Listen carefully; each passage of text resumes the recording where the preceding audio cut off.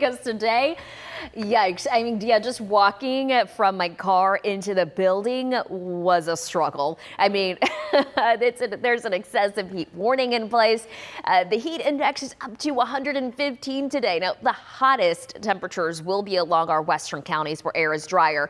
The big difference between today and yesterday is that rise in humidity. We have a southerly wind that's back in place, and that's really what's ramping up the humidity. That's why it feels quite a bit more uncomfortable today than it did yesterday. Your weekend forecast showing a high of 100 on Saturday, 98 on Sunday.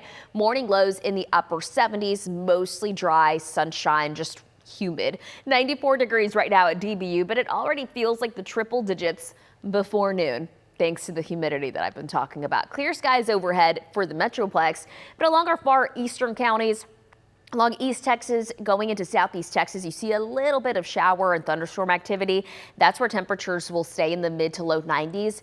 Elsewhere, we're talking about upper 90s for East Texas, triple digits for DFW, and close to 110 for some spots in western North Texas. We saw similar numbers yesterday, but again, today, it's more dangerous because of that high humidity. Our heat index expected to be about 110 for DFW, but again, some of our western counties could have a heat index up to 115. So those temperatures will hover around 100 degrees through the weekend and into early parts of next week. But look at Wednesday. You start to see that number go down just a tad, not by much. The heat index will still be in the triple digits.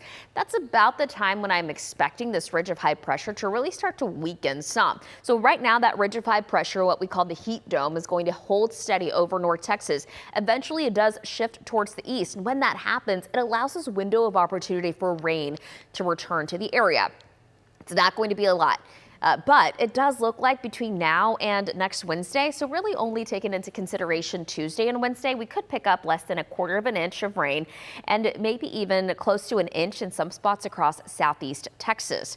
And man, do we need the rain. This month so far, we've only picked up 0.35 inches of rainfall. August generally one of our drier months, but we're still below normal by over an inch. This summer, only 6.5 inches, which is still technically in a rain deficit. But for the year, when you look at that wet spring that we've had, we've picked up over 31.5 inches of rainfall. And that really did help us be in a surplus for the year. But again, most of that fell in the spring and early summer, not so much late summer, which is why, unfortunately, we have drought back in the area.